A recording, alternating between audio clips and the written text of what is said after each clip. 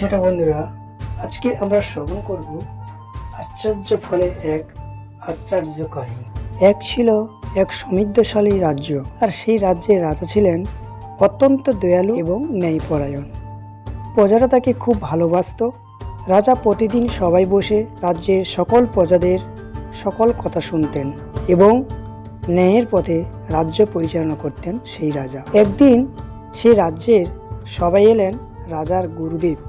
রাজার সেই গুরুদেব ছিলেন অত্যন্ত জ্ঞানী এবং তপস্বী। রাজা তাকে অত্যন্ত সম্মান দিয়ে আসন দিলেন এবং সেবা যত্ন করলেন।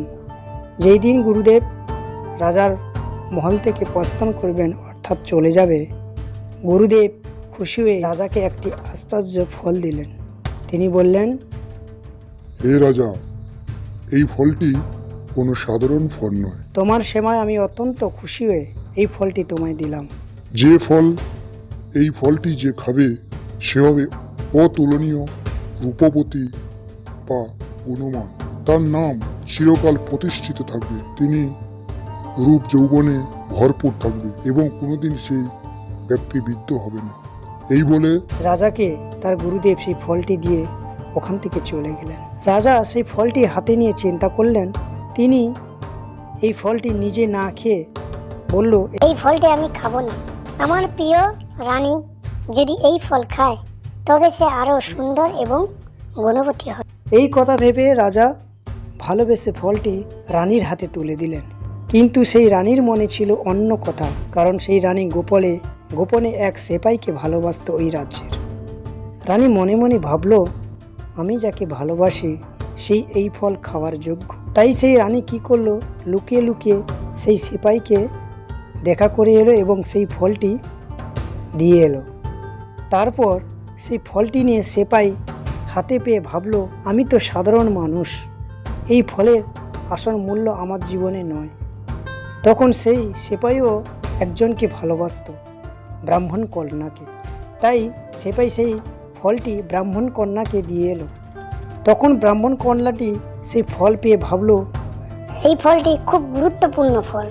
এই ফল যদি আমি খাই তবে শুধু আমারই উপকার হবে, কিন্তু এই ফল যদি আমি এই রাজ্যের রাজাকে যদি দিই তাহলে এই রাজ্যের রাজার কন্যাল হবে, অর্থাৎ রাজ্যেরও কন্যাল হবে। তো এই কথা চিন্তা ভাবনা করে সেই মেয়েটি রাজাকে দেওয়ার জন্য রাজমহলে এলেন এবং রাজাকে দেওয়ার জন্য যখনই রাজার কাছে এলো, রাজাই তখন এই ফলটি দেখে বিস্মিত হলেন, অর্থাৎ আশ্চর্য হয়ে গেলেন। কি ব্যাপার, এই ফল তোমার কাছে কি করে এলো?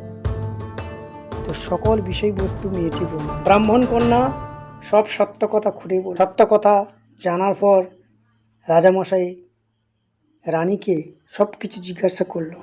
তারপর সেপাইকেও সব কিছু জিজ্ঞাসা করলো। একে একে সবাইকে জিজ্ঞাসা করে রাজা সব কিছু চিন্তা ভাবনা করে জানতে পেরে স্তব্ধ হয়ে গেলেন। তার মনে গভীর দুঃখ জন্ম নিল। তিনি রানীকে ডেকে সব কিছু জিজ্ঞাসা করলেন এবং রানীমা লজ্জায় মাথা নিচু করে সমস্ত সত্য কথা স্বীকার করলেন এবং রাজামশাইকে ক্ষমা প্রার্থনা। রাজা তখন বুঝতে পারলেন যে এই পৃথিবীতে সব কিছু অনিত্য। ভালোবাসার সম্পর্ক, প্রেম সব কিছু ক্ষণস্থায়ী, কিছু সময়ের জন্য, বাস্তবে সেটা কখনো সত্য নয়। সেখানে আর আমার থাকার কোনো প্রয়োজন নেই। সেই মুহূর্তে রাজা রাজ্য ত্যাগ করে সিদ্ধান্ত নিলেন তিনি রাজমুকুটও খুলে রেখে দিয়ে সন্ন্যাস গ্রহণের জন্য তিনি সন্ন্যাস গ্রহণ করলেন এবং সত্যের সন্ধানে রাজপ্রাসাদ ছেড়ে তিনি চলে যাচ্ছেন। সেই সময় রাজ্যের সমস্ত গ্রামবাসী ভীত এবং সেই রাজ্যের সেনারা সবাই রাজাকে প্রার্থনা করলো, কিন্তু রাজা কোনো প্রার্থনা শুনল না। তিনি সত্যের সন্ধানে সন্ন্যাস নিয়ে রাজ্য ছেড়ে চলে গেলেন।